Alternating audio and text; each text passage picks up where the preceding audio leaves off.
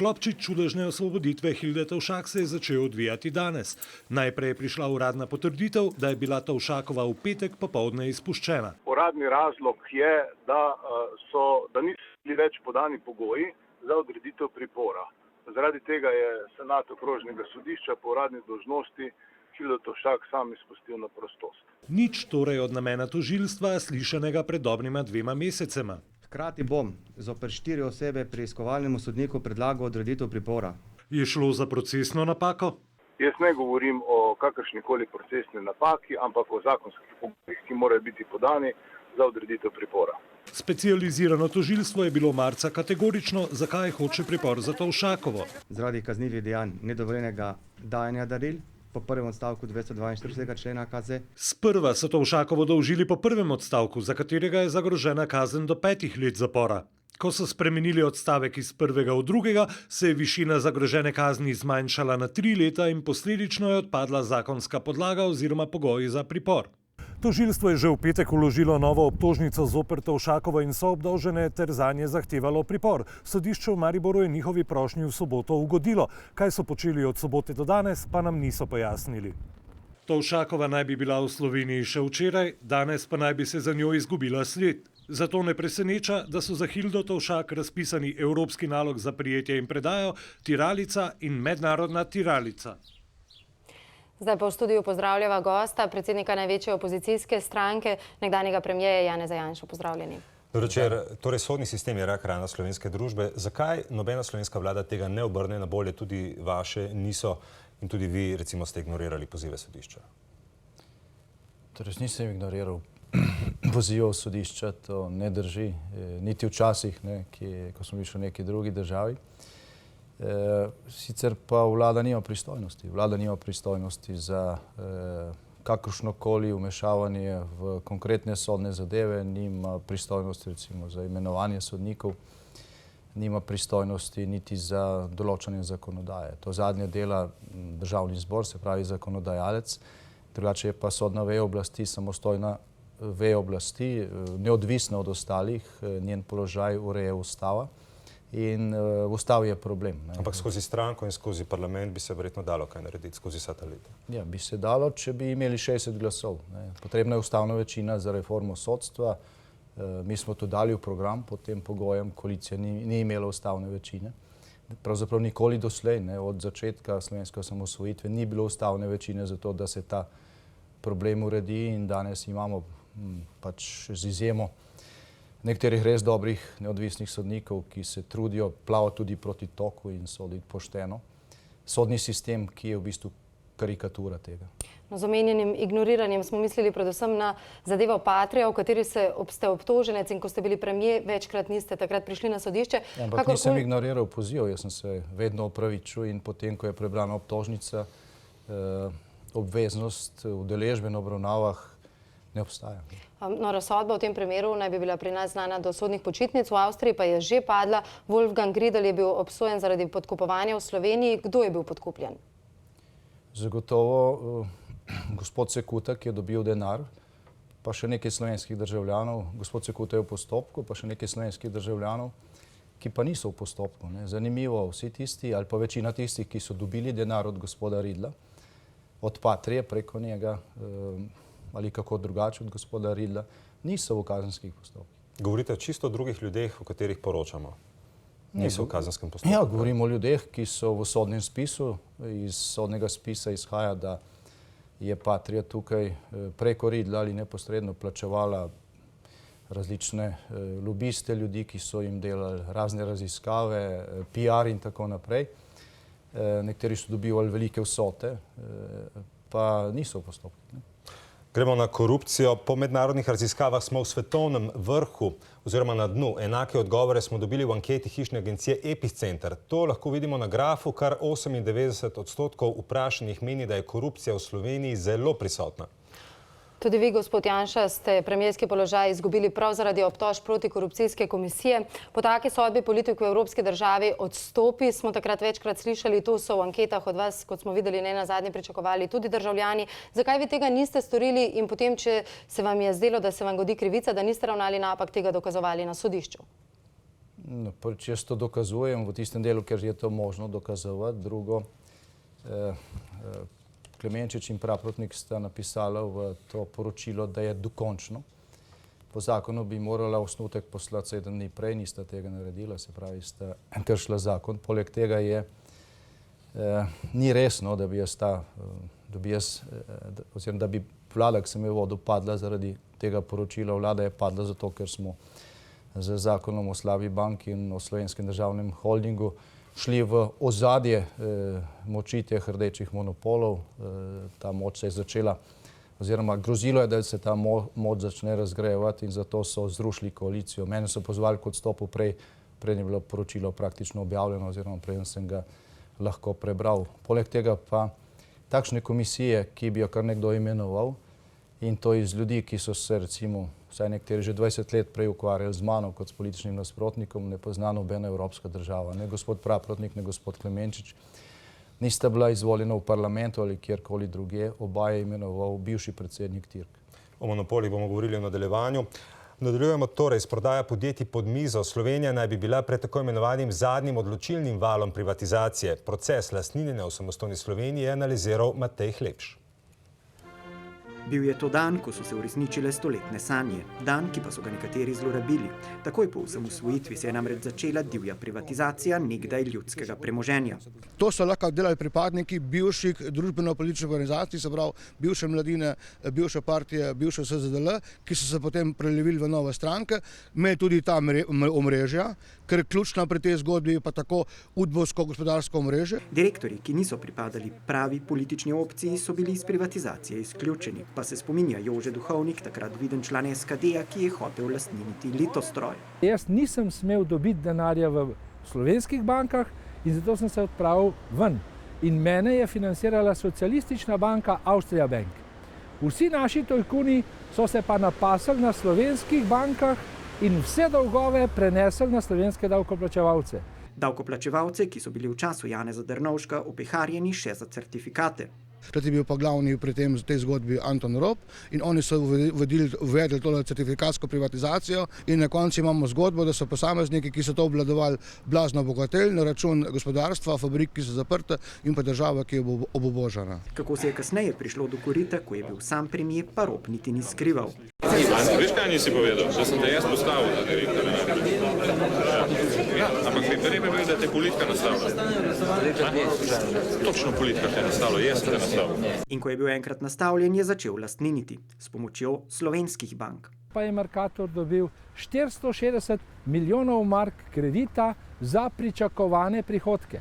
Leta 2004 tranzicijska levica izgubi volitve, znova rdeči direktor je politično zaledje. Janša je uničil direktorje, bo kasneje izjavil Zoran Janković. Janković je bil seveda zelo žalosten, ker je pač moral zapustiti Mercator. Če tudi bi lahko tudi za Šrota rekli, da je bolj kot ne rdeč direktor, bil je namreč član Pahorjevega SD-ja, pa se njemu pod Janšo na začetku ni slabo godilo. Tako kot Bavčar, ki je bil član LDS-a, je takrat šele začel pisati svojo tajkunsko zgodbo. Podjetja, ki so bila nekdaj ljudska last, so postala last tajkunov, nato pa so jih zasegle banke. Te pa so, tako kot tudi državna podjetja, naša last. Gradnje avtocestnega križa. Trdijo vstajniki. Da bi bila prodaja teh podjetij veleizdaja, pa so še nedavno poudarjali tisti politiki, ki danes podpirajo vlado. In to čeprav ta zdaj prodaja prav ta podjetja. Gospod Janša, v politiki ste od začetka te države, s tem gotovo tudi soodgovorni. Ko ste 2004 prevzeli oblast, je začela menjava elit, smo govorili, ob stari je nastajala nova mreža moči, vendar to uravnoteženje zdaj nima srečnega konca. Ste vendarle naredili takrat, katere so bile te napake? Torej, ni se začela menjava elit. Vlada, ki sem jo vodil v mandatu 2004-2008, se je ukvarjala z gospodarskim razvojem in z vodenjem Evropske unije. Vsak direktor, ki pač ni bil ponovno imenovan v nov mandat, je očital vladi, da gre za politične menjave in da se ukvarja z menjavo elit. Mogoče bi se to moralo zgoditi, ampak kot že rečeno, mi smo izhajali iz našega programa, v katerem piše, da se mora država umakniti iz gospodarstva. Ni rešitev v tem, da zdaj ena vlada nastavlja svoje direktorje v državnem gospodarstvu, druga vlada nastavlja druge direktorje v državnem gospodarstvu. Rešitev je v tem, da se praktično ukine državna lastnina, da razen infrastrukture, da se vse privatizira, da dobi realne lastnike in da se vlada ne ukvarja s tem. Slovenija je v teh težavah deloma tudi zaradi tega, ker se to doslej ni zgodilo in tudi v našem mandatu sta dve manjši stranki to privatizacijo v zadnjem letu mandata blokirali. Kakorkoli, mi smo v naši anketi ljudi spraševali o vplivu političnih elit, tako levih kot desnih, na medije, gospodarstvo, sodstvo. Tudi ta graf zdaj vidite na zaslonu. Praktično vsi vprašani, 94% jih meni, da ima politika zelo velik vpliv na te družbene podsisteme, ki bi seveda morali biti povsem neodvisni. Vi ste na zadnjem kongresu minuli konec tedna napovedali razpad rdečih monopolov v naslednjih 2 letih. Zakaj ravno v naslednjih 2 letih in kaj nas čaka potem? Torej, če smo natančni, sem napovedal bankrot rdečih monopolov iz preprostega razloga, ker je denarja zmanjkalo, oziroma v tem času porabljen tudi tisti denar, ki smo si ga za drage obresti izposodili. Z dvigovanjem davkov, kar je zdaj glavna paradigma gospodarske politike te vlade in te vladne koalicije, pa ni mogoče zagnati nove gospodarske rasti, ki bi prinesla več in preko tega recimo iz zdravih prihodkov napajala tudi svoje monopole. Ta vlada bo ali porezala, hočeš nočeš, svoje lastne korenine, če bo hotela, da Slovenija izide iz krize, ali pa bo hkrati s temi monopoli propadla. Dobro, gremo naprej. Napake v preteklosti in nezadostno ukrepanje zadnjih 3 vlad v boju s krizo so Slovenije pripeljale na rob propada. O tem govori tudi naš naslednji prispevek, po njem pogovor nadaljujemo. Režija, prosim. Prva država, ki leta 2011 poklekne pod bremenom finančnega dolga, Grčija. Proti varčevalnim ukrepom grške vlade v Atenah pred parlamentom protestira več 10 000 besnih in razočaranih Grkov. In istega leta 2011 se Slovenija pod vlado Boruta Pahorja še vedno brezglavo zadolžuje. Na rdeči preprogi Bruslja pa pogovori o rešitvi evropske denarne valute. I'm glad to announce that we found a common response to the crisis situation. A prava rešitev, kot jo imenujejo, pride iz Bruslja šele 31. januarja prihodnje leto s fiskalno pogodbo, ki bi okrepila proračunsko disciplino. Temelj te pogodbe pa zlato fiskalno pravilo, h kateremu se vrh slovenske politike s Pahorjem na čelu v Vili Podrožnik zaveže že 2 tedna prej. Da se ljudje lahko zanesejo, da če vlada, ena ali druga, ne bo sposobna regulirati javnega dolga, bo morala oditi, ker ni sposobna slediti ustavni kategoriji, ki bo zelo jasna. A po volitvah za politično mizo pridejo novi stari akteri. Politična plošča se obrne in fiasko o zapisu zlatega pravila se začne. Politični vrh se tokrat pod vlado Janeza Janše ponovno pripelje v Vilo Podrožnik. Z govorniškega odra poslušamo besede o soglasju postopka za spremembo ustave. Zdaj sam predlog strokovne komisije bomo jutri podpirali. A že naslednji dan iz državnega zbora drugačni toni iz ust Zorana Jankovića. Podpora ne bo samoumevna. In tako se z političnega zemljevida fiskalno pravilo za 1 leto umakne. Medtem se ponovno zamenja vlada, SDS pa aprila skliče izredno sejo na temo zlatega pravila, ki pa jo prestavijo. Razlog: letnica veljave fiskalnega pravila.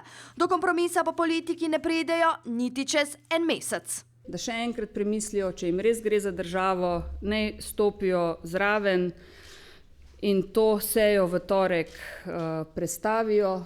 Opozicija pa časa za sprenevedanje ni. Zadolževanje je vse dražje, vpis zlatega pravila bi zadolževanje pocenilo, socialno državo pa ohranilo. Vsako odlašanje z vnosom fiskalnega pravila nas bo torej neposredno stalo. Po 1 letu sestankovanja in dogovarjanja se torej lahko vprašamo, koga ima naša politika pravzaprav za norca. Gospod Janša, zakaj se politiki niste sposobni dogovoriti niti o letnici? Vi ustrajate 2015, prav tako koalicija ustraja 2017, Virantov kompromisni predlog, če lahko temu tako rečemo, 2016 je bil preslišan praktično. Zdaj, če bi želel biti zelo direkten, bi rekel, da zaradi takšnih vprašanj. Dokler boste postavili takšno vprašanje in dokler bodo takšni prispevki, ker so vsi enako krivi, ker je politika kriva, potem bo temu tako. Se bo vsak lahko igral z denarjem davkoplačevalcev, povečeval dolgove in rdeči monopoli bodo cveteli naprej. Nima vsi enakih stališč. Tukaj se treba opredeliti. To, da bo Slovenija zapisala to zlato fiskalno pravilo v ustavo, to se mogoče učeno sliši, gre enostavno za to, da se mi zavežemo pred naslednjimi generacijami, pa tudi pred sedanjo generacijo, pa pred našimi partnerji v Evropi, da ne bomo porabili več, kot ustvarimo, da ne bomo živeli na račun drugih, bodisi naših partnerjev, bodisi naših otrok. In ta zaveza, da bomo to naredili, je zaveza, ki jo Slovenija dala že zdavnaj.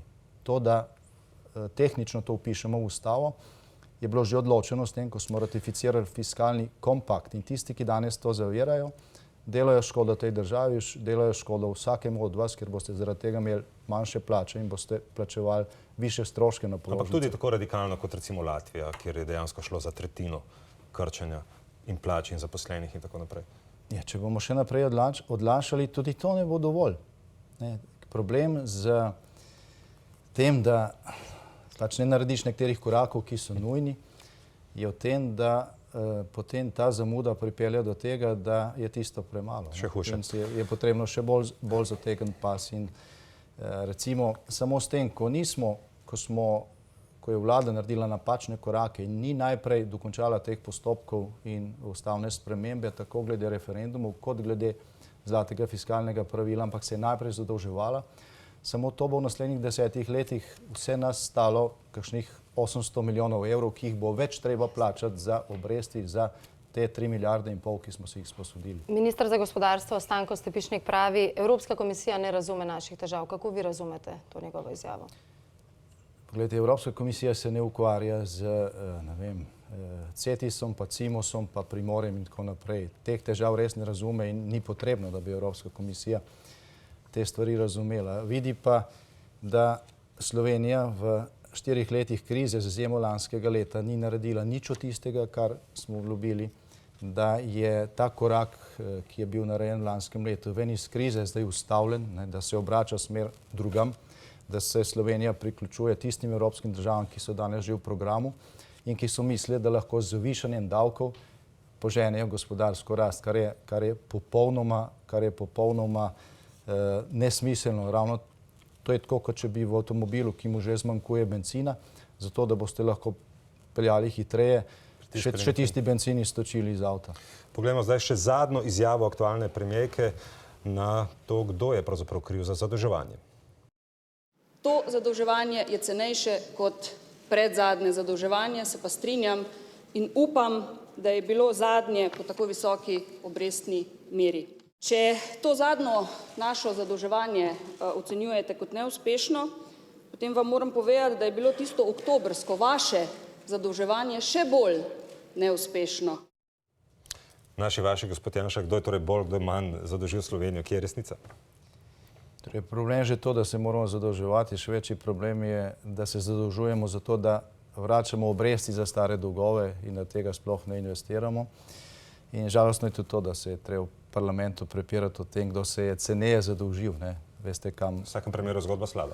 Kam to vodi, ampak gledajte, oktobra lani, ko se je Slovenija zadolžila, ko se je morala zadolžiti za to, da smo vrnili nekaj starih dolgov, je bila brez ukrepov, ki so bili kasneje izpeljani. Zdaj, finančni trgi so nam zaupali na besedo. Zdaj so ti ukrepi izpeljani. Morali bi samo še spremeniti ustavo in pisati zlato fiskalno pravilo in prepoved referendumov o proračunih in bi se lahko bistveno ceneje zadolžili, kakšnih 800 milijonov denarja. Bi s pravimi koraki, s pravim vrstnim redom korakov prihranili tako naši generaciji kot prihodnjih generacij. Dobro, čisto za konec, če povsem drugačne vrste vprašanje. Sicer ste bili na zadnjem kongresu ponovno izvoljeni za predsednika SDS-a, vendarle vam politika zdaj verjetno ne vzame več toliko časa kot predtem. Imate zato morda več časa za družino, kmalu boste 4. očka, ta konec tedna ste postali tudi dedek? Torej imam več časa, hvala Bogu. Lansko leto je bilo izjemno naporno. Pravzaprav bi ga težko opisal, samo tisti, ki to poskusi, to lahko razume. Upam, da bodo prihodnja leta, ne glede na to, kaj bo sledilo, bolj podobno temu času, ki ga zdaj živim, kot tistemu, ki smo ga živeli lansko leto. Hvala za obisk v studiu. Nadaljujemo pa na tujem. Po hudi balonarski nesreči, ki je februarja pretresla turistično zelo obiskani Egipt, o nesreči balona zdaj poročajo iz Turčije. V Kapadokiji sta trčila 2 balona in eden od njiju je po trku strmoglavil. 2 človeka, turista iz Brazilije in Španije, sta umrla, 23 ljudi je ranjenih. V novicah iz tujine tudi o uničujočih tornadih, ki so pustošili v Združenih državah Amerike.